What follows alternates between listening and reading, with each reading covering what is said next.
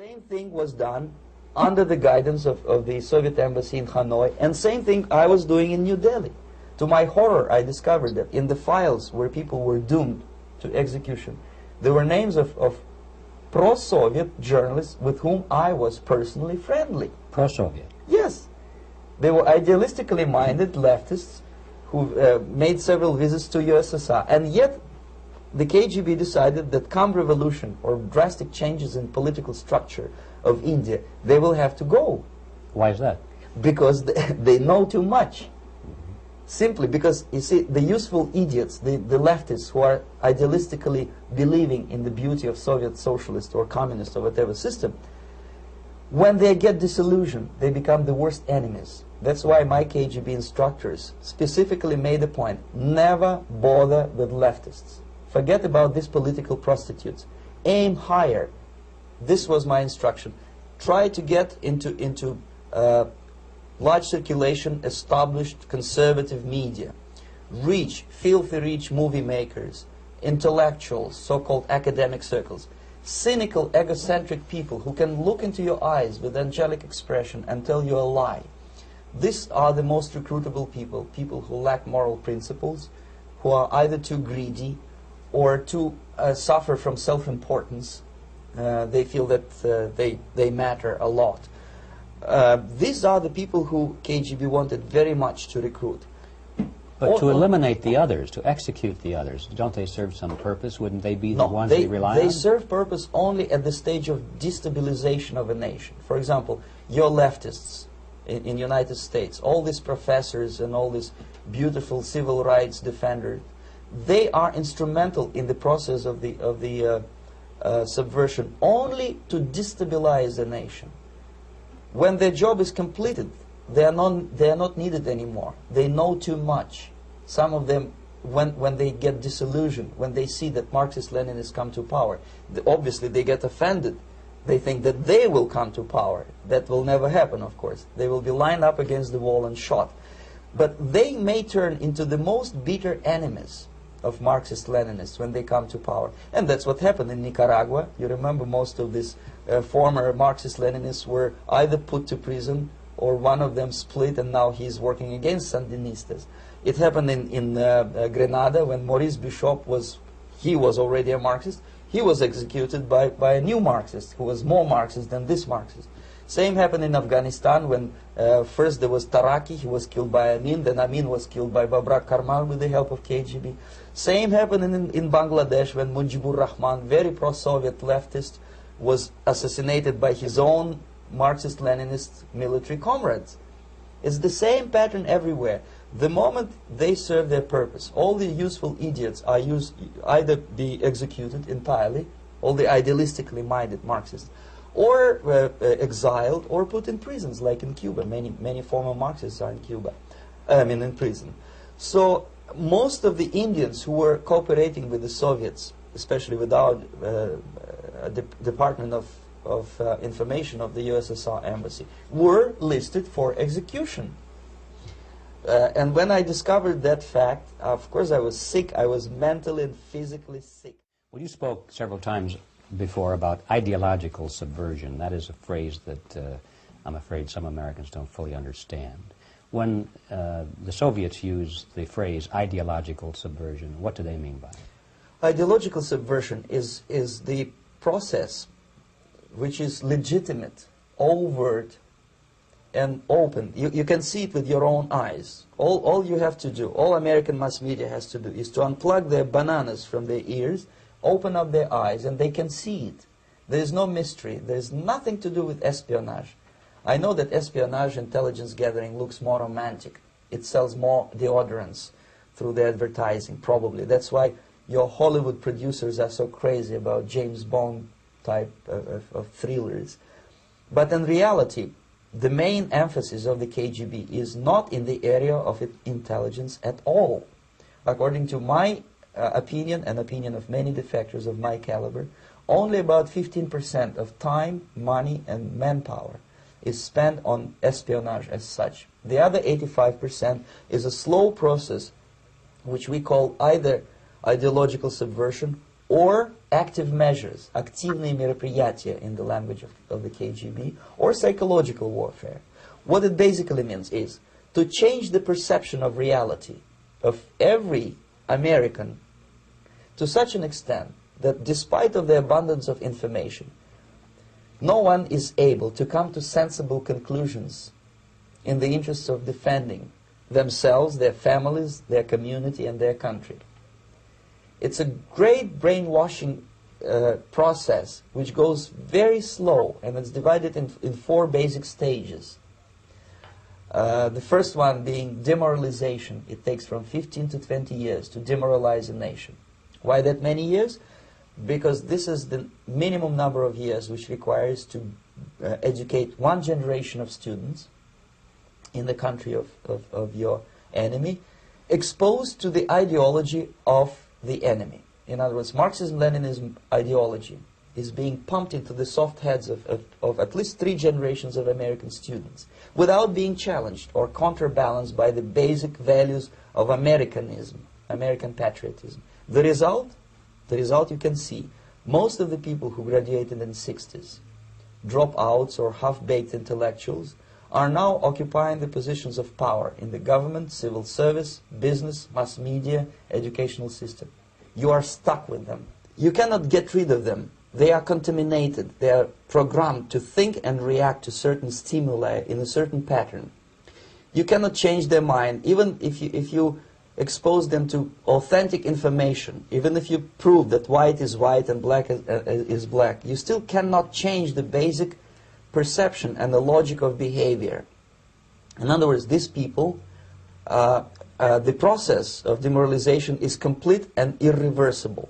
To get rid society of these people, you need another 20 or 15 years to educate a new generation of patriotically minded and common sense people who would be acting in favor and in the interests of the United States society. And yet these people who've been programmed and, as you say, in place and Yes. who are favorable to an opening with the Soviet concept, these are the very people who would be marked for extermination in this country? Most of them, yes. Simply because the psychological shock when they will see in future what the beautiful society of equality and social justice means in practice, obviously they will revolt. They will be very unhappy, frustrated people. And the Marxist-Leninist regime does not tolerate these people. Obviously they will join the links of dissenters, dissidents. Unlike in present United States, there will be no place for dissent in future Marxist-Leninist America. Here you can get popular like Daniel Ellsberg and filthy rich like Jane Fonda for being dissident, for criticizing your Pentagon. In future, these people will be simply squashed like cockroaches. Nobody is going to pay them nothing for their beautiful, noble ideas of equality.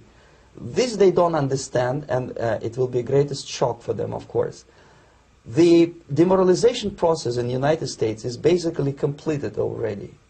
For the last 25 years, actually it's overfulfilled, because demoralization now reaches such areas where previously not even Comrade Andropov and all his experts would even dream of such a tremendous success. Most of it is done by Americans to Americans, thanks to lack of moral standards. As I mentioned before, exposure to true information does not matter anymore. A person who was demoralized is unable to assess true information. The facts tell nothing to him.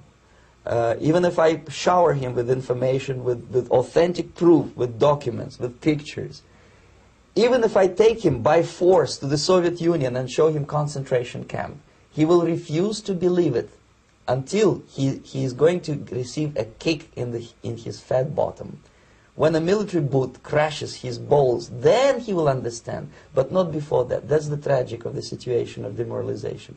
So basically America is stuck with demoralization, and unless, even if you start right now, here, this minute, you start educating new generation of Americans, it will still take you 15 to 20 years to turn the tide of ideological perception of reality back to normalcy and patriotism. The next stage is destabilization. This time, subverter does not care about your ideas and the patterns of your consumption. Whether you eat junk food and get fat and flabby, doesn't matter anymore. This time, and it takes only from 2 to 5 years to destabilize a nation, what matters is essentials: economy, foreign relations, defense systems. And you can see it quite clearly that in some areas, in such sensitive areas as defense and economy, the influence of Marxist-Leninist ideas in the United States is absolutely fantastic. I could never believe it 14 years ago when I landed in this part of the world that the process will go that fast. The next stage, of course, is crisis. It may take only up to 6 weeks to bring a country to the verge of crisis. You can see it in Central America now. And after crisis, with a violent change of power, structure, and economy, you have so-called the period of normalization. It may last indefinitely. Normalization is a cynical expression borrowed from Soviet propaganda. When the Soviet tanks moved into Czechoslovakia in '68, Comrade Brezhnev said, "Now the situation in brotherly Czechoslovakia is normalized." This is what will happen in the United States if you allow all these schmucks to bring the country to crisis, to promise people all kind of goodies and the paradise on earth, to destabilize your economy, to eliminate the principle of free market competition, and to put a big brother government in Washington, D.C., with benevolent dictators like Walter Mondale, who will promise lots of things. Never mind whether. This is what will happen in the United States if you allow all these schmucks to bring the country to crisis, to promise people all kind of goodies and the paradise on earth, to destabilize your economy, to eliminate the principle of free market competition, and to put a big brother government in Washington, D.C., with benevolent dictators like Walter Mondale, who will promise lots of things, never mind whether the promises are fulfillable or not.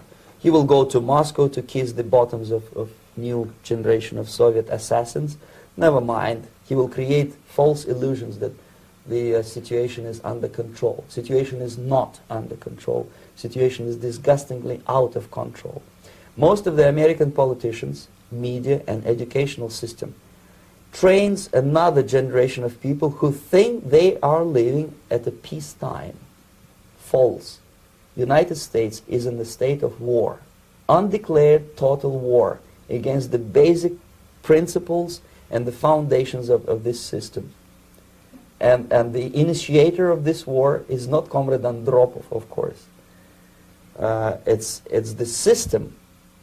However ridiculous it may sound, the world communist system or the world communist conspiracy, whether I scare some people or not, I don't give a hoot. If you are not scared by now, nothing can scare you. But you don't have to be paranoid about it. What actually happens now, that unlike myself, you have literally several years to live on unless the United States wake up.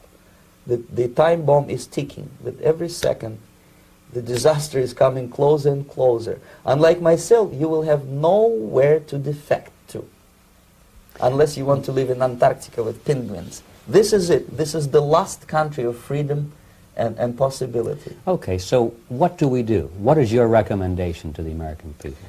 Well, the immediate thing that comes to my mind is, of course, there must be a very strong national effort to educate people in the spirit of real patriotism, number one. Number two, to explain them the real danger of socialist, communist, whatever, welfare state, big brother government.